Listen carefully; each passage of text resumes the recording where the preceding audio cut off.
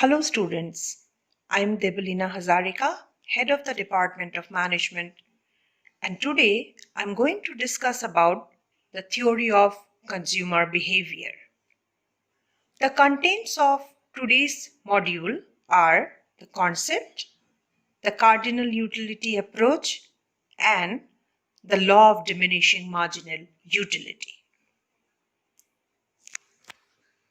In our previous module, I have discussed that the demand curve and the supply curve in detail. We know that the demand curve is a downward sloping and the supply curve is upward rising curve. So, the demand for a commodity is determined by various factors, including income, the taste of the consumer, the price of the commodity. But given the price of different commodities, the consumer needs to decide on the quantities of the commodities according to their buying capacity, their taste and preferences. So it is a very difficult task to identify an individual's taste and preference, as it depends on factors like age, the socio-economic background, and many more.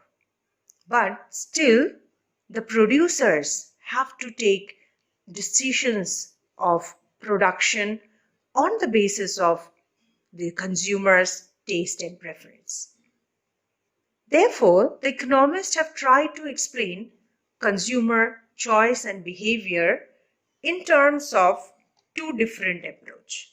One, the cardinal approach, which explains utility as a objectively measurable unit, and the ordinal approach, which explains that consumer can rank their preferences.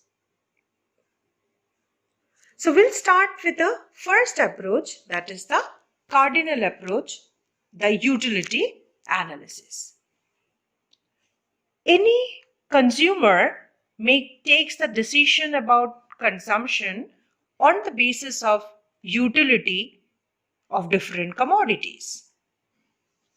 The cardinal utility approach believes that utility is measurable and the consumer can express his satisfaction in cardinal or quantitative numbers, that is 1, 2, 3 and so on. So economists like Marshall and Gibbons introduced that utility is measurable like any other physical commodity and proposed utils as its unit of measurement.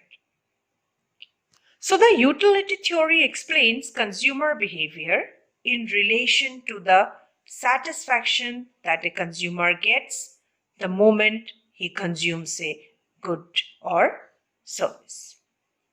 So utility of a good differ from one consumer to another, and it keep on changing for the same consumer due to the change in the amount of desire. But we should need to keep in mind that utility and usefulness is not the same concept. So there is various ways of measuring utility, and the measurement of utility helps in analyzing the demand behavior of a consumer.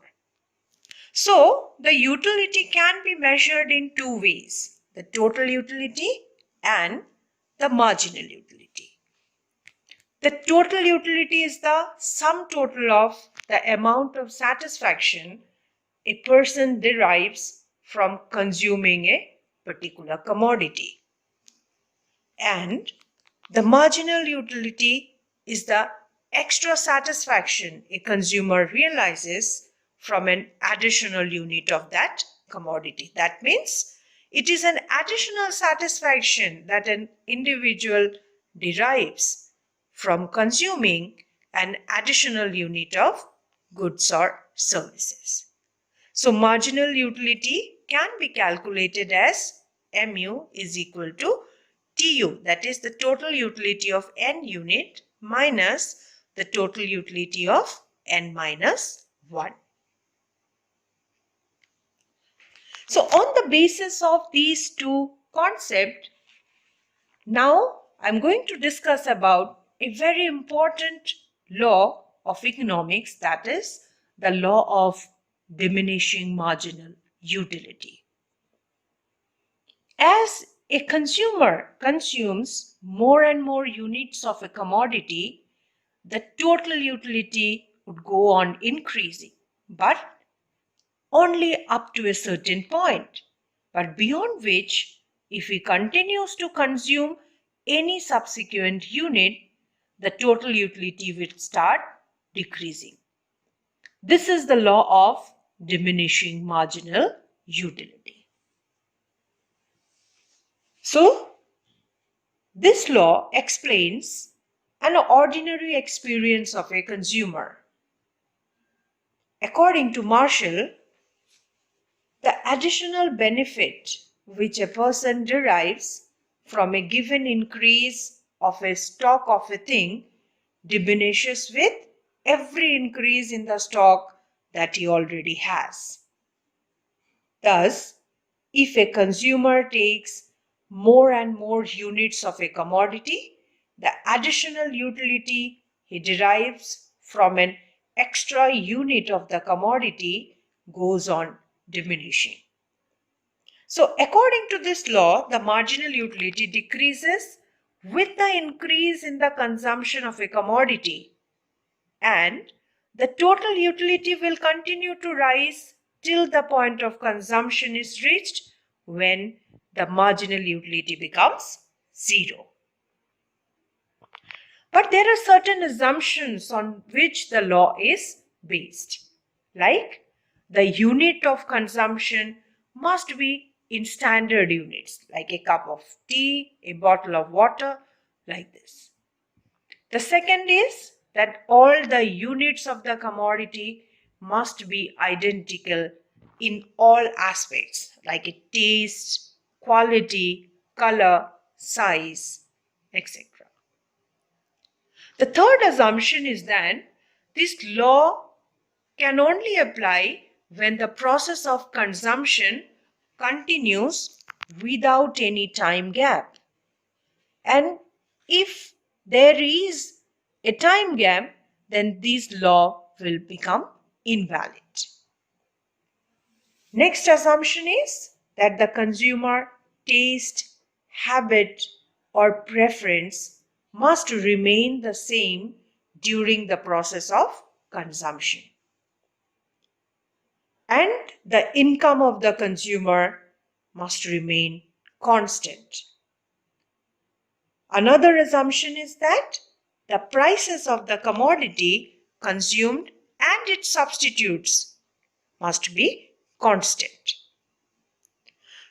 The consumer is assumed to be a rational one. Like, as a rational consumer, he always wants to maximize his total utility. And the goods that we talk about should be normal one. So based on these assumptions, the law of diminishing marginal utility holds.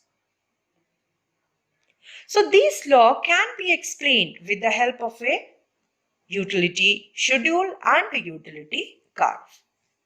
In the utility schedule, we have seen that here, with the increase in the unit of consumption, the total utility increases to a certain point. So now, let's understand this law with the help of the utility schedule and its subsequent diagram. In the utility schedule, we have the units of consumption, the total utility, and the marginal utility. With the increase in unit of consumption, the total utility increases, but after a point, it starts decreasing. And the subsequent marginal utility diminishes, it reaches zero and then become negative. So the total utility is maximum when 4 units of commodity X is consumed and its subsequent marginal utility is 0.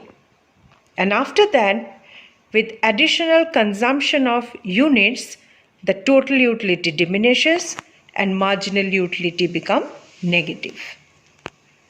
So in this diagram, on the x-axis, we have taken the units of the quantity consumed, and on y-axis, the utility, the total utility and the marginal utility. So the total utility curve reaches its peak at unit 4, where the marginal utility is 0. And after that, the marginal utility becomes negative and the total utility also starts decreasing. So the relationship between the total utility and the marginal utility can be summarized as: when marginal utility decreases, total utility increases at an decreasing rate.